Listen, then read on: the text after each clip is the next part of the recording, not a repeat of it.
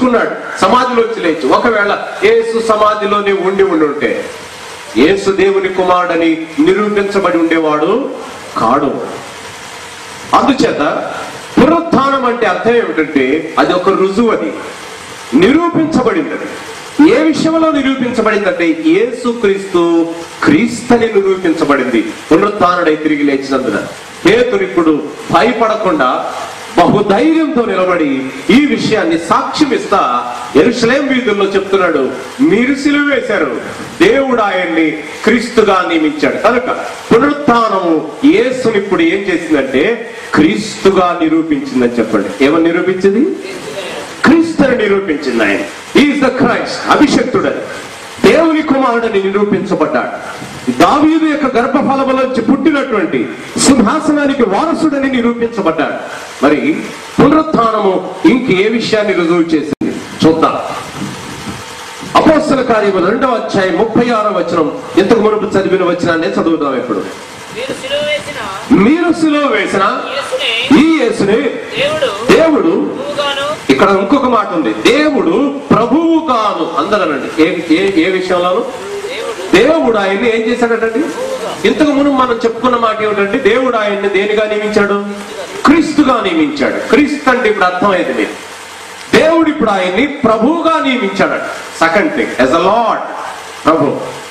మనందరం యేసు ప్రభువా అని పిలుస్తాం. యేసుక్రీస్తు ప్రభువారిని ఆయన శిష్యులు కూడా ప్రభువా అనే పిలిచేవారు. ప్రభువా, మీరు చెప్పిన ఉపమానాల భావం ఏంటి? ప్రభువా అని అనేవారు. ఆయన శతాధిపతి వచ్చిన యేసుక్రీస్తుని ప్రభువా, నా దాసుడు రోగిగా ఉన్నాడు, స్వస్థపరచమని అడిగేవారు. ఎవరైనా యేసు వెంబడి వచ్చిన వాళ్ళందరూ యేసుని ప్రభువా అని పిలిచేవారు. క్రొత్త నిబంధనలో ప్రభువా అనే మాట చాలా సార్లు రాయబడ్డాడు. అయితే ఎక్కువ సార్లు ఎలా రాశాడో చెప్తాను మీకు. పాత నిబంధనలో యేసుక్రీస్తు ప్రభువారు సిలువ వేసి సమాధి నుండి తిరిగి లేవక ముందు ప్రభువా అనే మాట రాయబడింది, కానీ ప్రభువా అనే మాట కేవలం మాట వరుసకే అన్నాడు. కానీ ప్రభు అనేటువంటి మాట అధికారపూర్వకంగా అనలేదు. సమాధి నుండి తిరిగి లేచిన తర్వాత మాత్రం యేసుక్రీస్తుని ప్రభువు అనే మాటని ప్రతి చోట వీళ్ళు చెప్పారు. ఎలా చెప్పాడు? అపోస్తల కార్యములు 10వ అధ్యాయం 36వ వచనం. అంతకు మునుపు కేవలం పిలుపుగా వాడేవారు. మీ పేరేంటండి? బ్రదర్ మీ పేరేంటి? యెహోషువ గారు అన్న అనుకోండి, పిలవడానికి వాడారు. అంతకు మునుపు యేసుక్రీస్తుని ప్రభువా అన్నారు కానీ పిలుపుగా వాడారంటే. కానీ ఇప్పుడైతే ఆయన్ని ప్రభువుగా చెప్పారు ప్రజలందరి ఎదుట. అపోస్తల కార్యం 10:36 చదవండి. యేసుక్రీస్తు అందరికీ ప్రభు. హల్లెలూయా. ఇప్పుడు ఏం చెప్తున్నారండి? యేసు తిరిగి లేచిన తర్వాత యేసుక్రీస్తు ఏమై ఉన్నాడు? అందరికీ ప్రభు అయి ఉన్నాడు. ప్రభు అంటే అసలు అర్థం ఏమిటి? ప్రభు అంటే పరిపాలించేవాడు అని అర్థం. దావీదు ఆయన గురించి ముందే చెప్పాడు, ప్రభువు నా ప్రభుతో నీవు నా కుడి పార్శ్వమున కూర్చో అని అన్నాడు. యేసుక్రీస్తు మృతుల్లోంచి లేచినందువలన ప్రభు అయ్యాడు ఆయన. ప్రభు అంటే ఒక మెట్టు పైకి వెళ్ళాడు ఆయన. ఎక్కడికి వెళ్ళి కూర్చున్నాడు? తండ్రి ఆయనను నా కుడి పార్శ్వమందు నీవు ఆసీనుడు అయి ఉండమన్నాడు. దేవుడి కుడి పార్శ్వమందు కూర్చున్నాడు యేసు ప్రభువా. అంతేకాదు, శత్రువులను తన పాదముల కింద పెట్టుకుని ఉన్నాడు ఆయన. యేసుక్రీస్తు ప్రభువారు ఇప్పుడు పూజార్హుడయ్యాడు. ప్రతి మోకాలు వంగాలి ఆయన నామంలో. ఫిలిప్పీలకు రాసినటువంటి పత్రిక మొట్టమొదటి అధ్యాయంలో యేసు ప్రభు అంటే అర్థం ఏంటో చూద్దాం. ఫిలిప్పీలకు రాసినటువంటి పత్రిక మొదటి అధ్యాయం 19వ అధ్యాయము 2వ అధ్యాయం క్షమించు 2:11 9 నుండి చదవండి. 2:9 నుండి చదవండి. ఇప్పుడు యేసు ప్రభు అంటే అర్థం ఏమిటి? అందుచేతను, అందరి మాట్లాడండి. అందుచేతను, అందలేదు ఎవరు? అందుచేతను మీరు నాకు అందనంత దూరంగా వెళ్ళారు. మీరు నాకు మీకు మధ్యలో హిందూ మహాసముద్రం ఉంది. మధ్యలో ఒక అడుగు ముందేసి వస్తారా? 2 ఫ్యాన్లు ఇక్కడ నాకు ఇటు ఇటు లెఫ్ట్ అండ్ రైట్ వస్తాయి స్టీరియో లాగా. మోపల్లిలో జనం రావటమే తక్కువ. వచ్చిన వాళ్ళు పాస్టర్ గారికి భయపడి స్టేజ్ కాచే వరకు కూర్చోవటం రెండవ విషయం. మాస్టర్ గారు తినేస్తాడని ఎవరైనా చెప్పారా మీకు?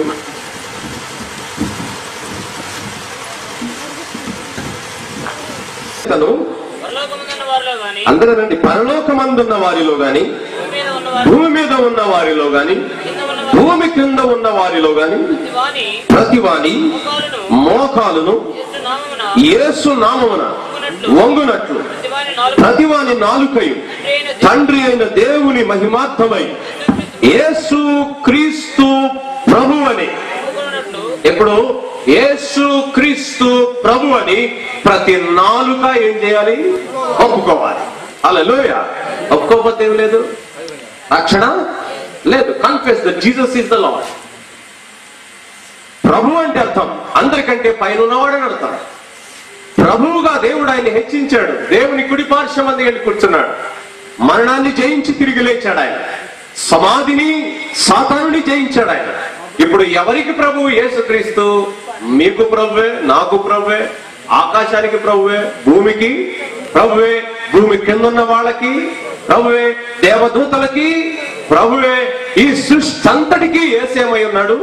ప్రభు అయి ఉన్నాడు. మన ప్రధానమంత్రికి కూడా యేసుక్రీస్తు ఏమై ఉన్నాడు? ప్రభు అయి ఉన్నాడు. ఆయనకి మాట ఉంది, ప్రభువులకు ప్రభువు, రాజులకు. ఇప్పుడు ప్రభు అంటే అసలు అర్థం ఏంటంటే ఆయన కంటే ఇంకెవడు లేడు పైన. ఆయన సర్వాధికారి అయి ఉన్నాడు. దూతలు ఆయన ఎదుట మోకరించవలసే ఉంది. సర్వ శరీరంలో ఆయన ఎదుట మోకాళ్ళు ఉంచాలి. దేవుడు ఆయనను ప్రభు అని ఒప్పుకున్న వాడికి రక్షణ ఇస్తానని చెప్పాడు. ఎవరైతే యేసుని ప్రభు అని ఒప్పుకోరో, నా యేసుక్రీస్తు ప్రభు వారు పూజార్హుడు, ఆయన్నే పూజిస్తాను, ఆయనకే నేను సాష్టాంగ పడతాను, ఆయనకే నేను నమస్కరిస్తాను, ఆయన్ను తప్ప మరి ఎవరిని నేను స్తుతించను, ఆయన నామమే రక్షించే నామం, ఆయన నామమందు తప్ప వేరొక నామమందు రక్షణ లేదు. ఆకాశం భూమి మీద ఇంకే దేవుని వల్ల రక్షణ లేదు. యేసే నా ప్రభు అని ఒప్పుకున్న వాడికి రక్షణ ఉంది. ఆ మాట బైబిల్లో రాసింది. ఇప్పుడు ప్రభు అయ్యాడంటే అర్థం ఏమిటంటే ప్రతి ఒక్కరూ ఆయనను పూజించాలి. Is the one to be revered. నమస్కరించదగిన దేవుడు ఆయన. ఆ మాటే ఫిలిప్పీలకు రాసిన పత్రిక 1:10 రాస్తున్నది.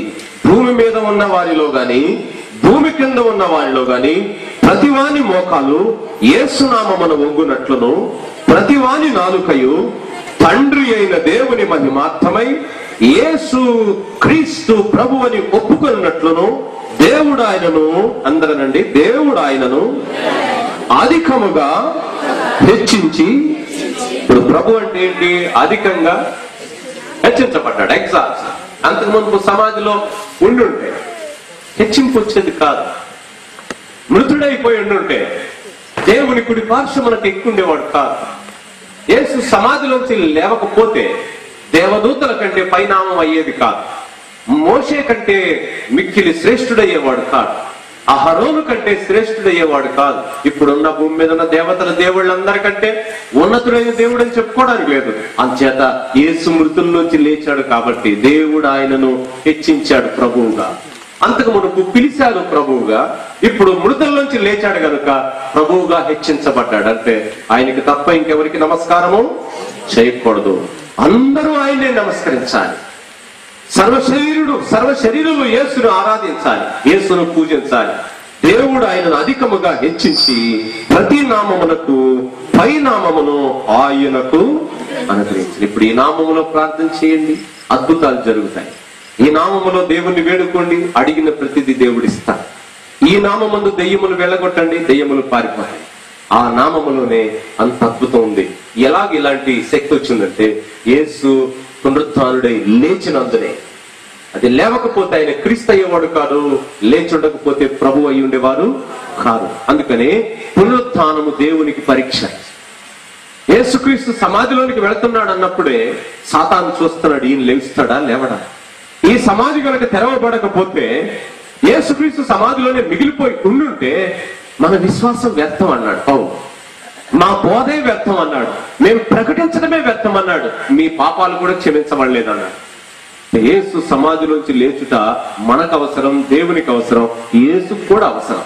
మనకింత అద్భుతాన్ని దేవుడు చేశాడు. ఇంకొక మాట మీకు లేఖనంలో చూపిస్తాను. యేసుక్రీస్తు పునరుత్థానము ఏం చేసింది? 1 క్రీస్తు అయ్యాడు, 2 ప్రభు అయ్యాడు, 3వది యేసు మృతుల్లోంచి లేచుట వలన ఏమైందో చూద్దాం. 4వ అధ్యాయము రోమా పత్రిక రోమాపత్రిక 4వ అధ్యాయము 25వ వచనం. ఆయన మన అపరాధముల నిమిత్తము అప్పగింపబడి మనము నీతిమంతులుగా తీర్చబడుటకై లేపబడిన. మూడో విషయం ఏంటంటే ఆయన మన అపరాధముల నిమిత్తం అప్పగించబడ్డాడు, మనము నీతిమంతులుగా తీర్చబడుటకై లేపబడ్డాడు. యేసు చనిపోయింది దేని కొరకు? మన అపరాధముల కొరకు. మనందరి అపరాధములు దేవుడు ఆయన మీద మోపాడు. మోపబడడం అంటే దీన్ని ఏమంటారంటే సబ్స్టిట్యూషన్. మనను మారుగా తీశాడు, మన ప్రక్కన పెట్టాడు ఆయన. వాక్యములో బైబిల్ భాష ఎంత చక్కగా రాసిందంటే లాయర్ అయితే కరెక్ట్ గా దీనికి అర్థం చెప్తాడు. చదువుతారా? పౌలు రాసిన మాటకు ఒక్క అర్థం చూద్దరు గాని. కొరింథీయులకు రాసిన 2వ పత్రిక 5వ అధ్యాయము 21వ వచనం. ఒక ఫ్యాన్ అన్న పెట్టాయి, నాకు 2 దిప్పేశారు. చదవమ్మా, 19వ వచనం చదువుతారా? అదేదనగా దేవుడు చూడండి మన అపరాధములను. ఇదెక్కడ న్యాయం అండి? ఎవడైనా దొంగతనం చేస్తే ఆడిని కొడతారా, ఎవరిని కొడతారా? ఇప్పుడు ఎవరో దొంగతనం చేశాడు, ఆ టైంకి నాబోటోడు ఎవడు వెళ్తున్నాడు అక్కడ పక్కన. దొంగను కొట్టకుండా నన్ను కొట్టడం న్యాయమేనా? చెప్పండి. ఎవరిని కొట్టాలి? ఎవరు దొంగతనం చేశాడో వాడినే కొట్టాలి. కానీ ఇక్కడ జరిగింది ఇంకొకటి. ఎందుకని దేవుడు ఇలా చేశాడు? మన అపరాధములు మన మీద మోపక. ఒకవేళ మోపుండుంటే మనం ఎవ్వరం బ్రతుకుండే వాళ్ళం కాదు. నీతిమంతుడు లేడు ఒక్కడును. అందరం పాపం చేశాం. అందరూ పాపం చేసి దేవుడు అనుగ్రహించి మహిమను పొందాల. మన అపరాధములు మన మీద మోపక. పాత నిబంధన నుండి దేవుడు చూపిస్తున్నాడు అపరాధములు మోపటానికి. మీరు తర్వాత చదవండి. ఒక మేకను తీసుకొచ్చేవాడు మోషే, అపరాధ పరిహారార్థ బలి. మేకను తెచ్చి మేక తల మీద చేయి పెట్టి పాపములు దాని మీద మోపి అరణ్యంలోనికి వదిలేసేవాడు ఆ మేకను. ఆ మేక పాపములు మోసుకుంటూ వెళ్ళిపోయాడు. అలాగే మన పాపములు మన మీద మోపక దేవుడు మన పాపములు మోపటానికి యేసుక్రీస్తును చూశాడు. క్రీస్తు నందు లోకమును తనతో సమాధాన పరచుకోవడం వల్లని మన పాపములు మన మీద మోపకుండా యేసుక్రీస్తునందు మోపాడు ఆయన. అంచేత 21వ వచనం చదవండి. ఎందుకనగా మనం ఆయన యందు దేవుని నీతి అగునట్లు పాపమెరుగని ఆయన మన కోసం పాపిగా చేశాడని రాయలేదు. మన కోసము అందరనండి పాపిగా చేయలేదు. ఆయన ఏమని రాస్తుందండి అక్కడ?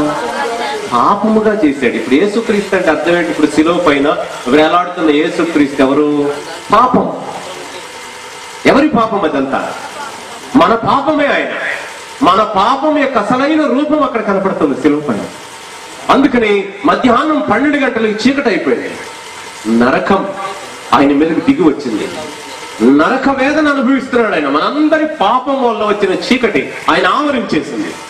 3 గంటలు చీకటి కమ్మటం అంటే సామాన్యమైన విషయం కాదు. అది 3 గంటలు ఎందుకు చీకటి అయిందంటే మనుషుల యొక్క పాపం యొక్క చీకటి, నరకం, సాతాను, అపవిత్రమైనటువంటి ప్రతిదీ ఆయన మీదకి వచ్చి నిలబడి ఉంది. 3 గంటలు యేసు మన పాపముల కొరకు శ్రమ అనుభవించాడు, చనిపోయాడు, సమాధి చేయబడ్డాడు. ఇప్పుడు మన పాపములు క్షమించబడ్డాయి అంటానికి రుజువేమిటి? ఇప్పుడు ఆయన సమాధిలోనే ఉంటే మన పాపములు అలాగే ఉన్నట్లే. ఆయన సమాధిలోంచి తిరిగి లేచి ఉన్నాడు కనుక దేవుడు ఆయన మృతుల్లోంచి లేచడం వలన మన అపరాధముల నిమిత్తం చనిపోయిన వాడు ఇప్పుడు బ్రతికినందువలన మన అపరాధములు క్షమించబడ్డాయి అంటానికి యేసు పునరుత్థానము మన క్షమాపణకు రుజువుగా ఉంది. హల్లెలూయా. యేసు తిరిగి లేచి ఉండకపోతే మనం ఇంకా పాపములోనే ఉన్నామని అర్థం. పాపములు క్షమించబడ్డాయి అని పునరుత్థానం రుజువు చేసింది. ఇక పునరుత్థానం వలన మరొక రుజువు స్థాపించబడింది. ఆ రుజువు ఏమిటో చూద్దాం. అపోస్తుల కార్యములు 17వ అధ్యాయం. త్వరగా బైబిల్ తీయండి, నాకు టైం లేదు. నేను 8:30కే వచ్చాను. మరి కరెంటు రావడం లేట్ అయింది, మీటింగ్ స్టార్ట్ చేయడం లేట్ అయింది, మరి అన్ని లేట్ అయింది కనుక ఎక్కడి వరకు చెప్తా అక్కడి వరకు చెప్తాను, ముగించేద్దాం. అపోస్తుల కార్యములు 17వ అధ్యాయం.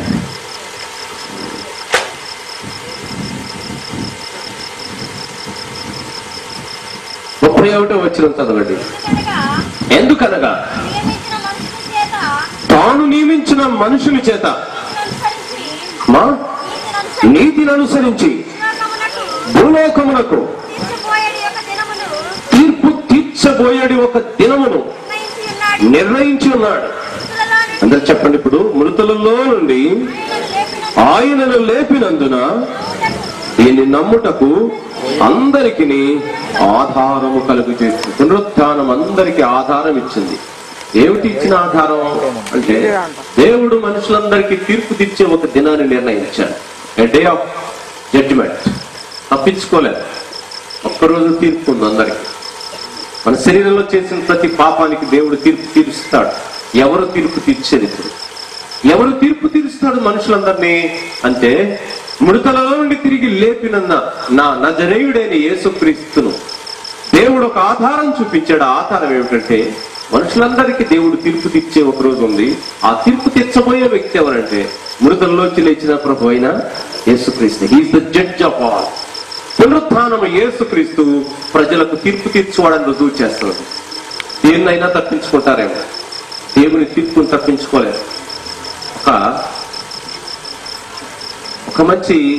ఒక వ్యవసాయకుడు ఉన్నాడు.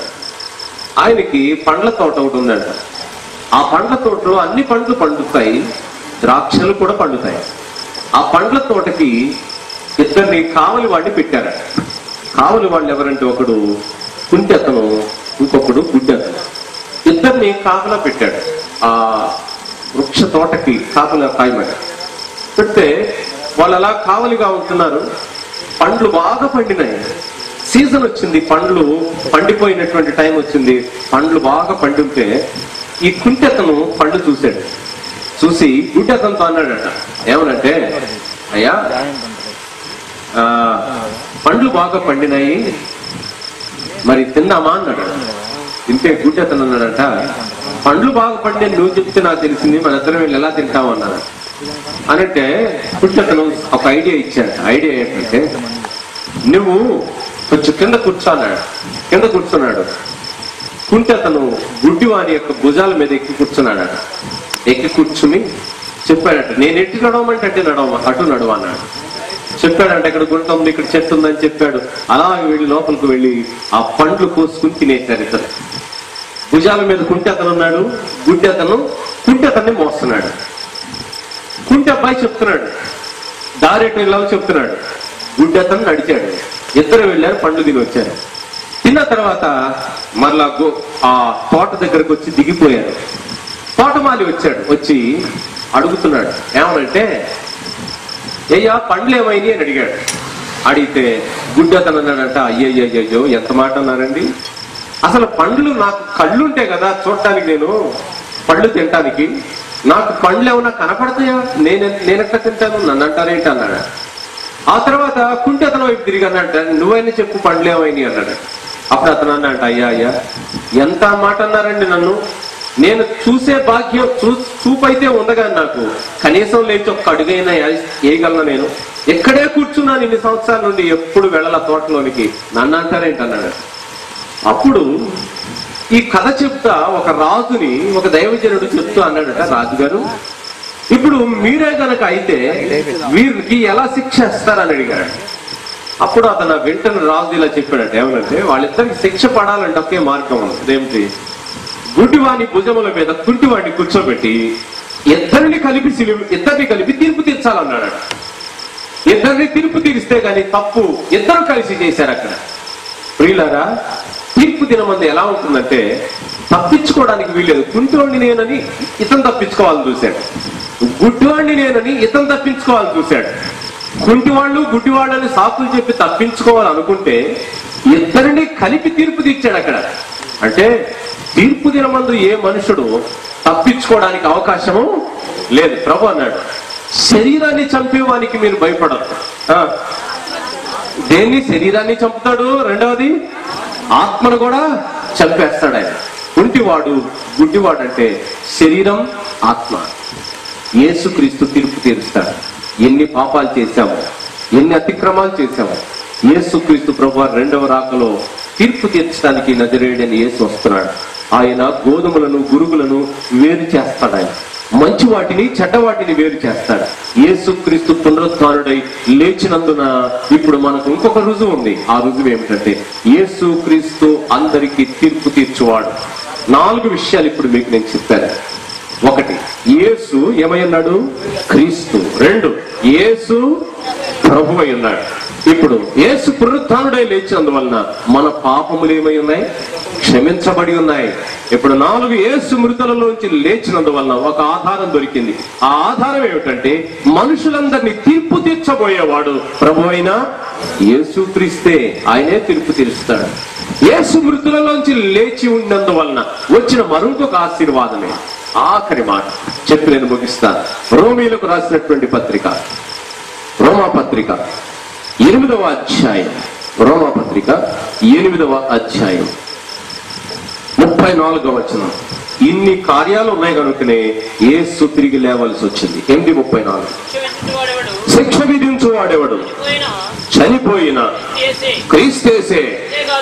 అంతేకాదు మృతులలో నుండి లేచిన వాడును దేవుని కుడి పార్శ్వమున ఉన్నవాడును అందరనండి ఇప్పుడు మన కొరకు విజ్ఞాపనమును కూడా చేయువాడును ఆయనే.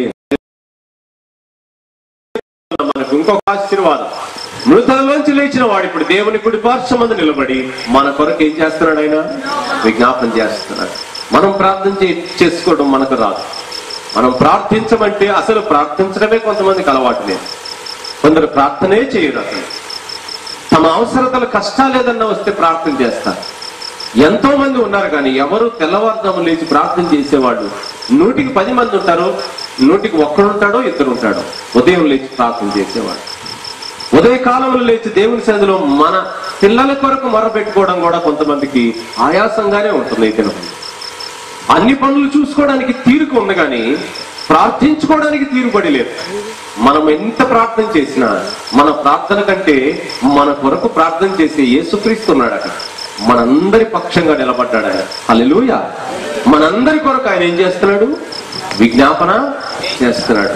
శిలువ పైన ఆయన చేశాడు విజ్ఞాపన. తండ్రి, వీరేమి చేస్తున్నారో వీరెరుగరు గనక వీరిని క్షమించమన్నాడు.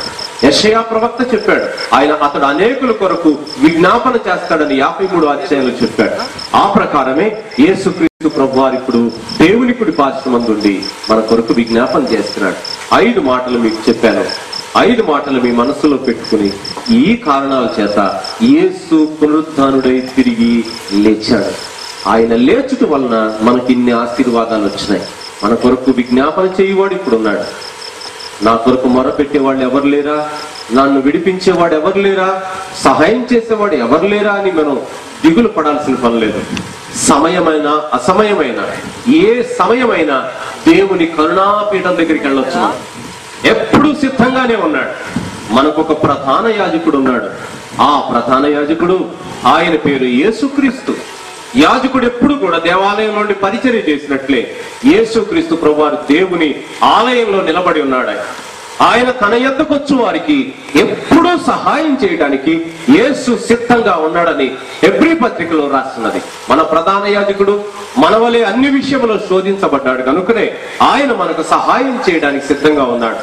కాబట్టి మీ జీవితంలో యేసుక్రీస్తు ప్రభువారు పునరుత్థానుడై ఉన్నాడు కనుక మీరు యేసుక్రీస్తుని మీ జీవితంలో మనస వాచ కర్మ అన్నిటి యందు యేసునందు విశ్వాసం ఉంచి ప్రభువా ఈ రాత్రి కాలము నీవే నా దేవుడవు, నీవే నా ప్రభు అని మీ జీవితాన్ని యేసుక్రీస్తు ప్రభువుకి ఇస్తే మీ పాపములు క్షమించబడతాయి, మీ వ్యాధులు స్వస్థపరచబడతాయి, మీ సమస్యల నుంచి మీరు విముక్తులవుతారు.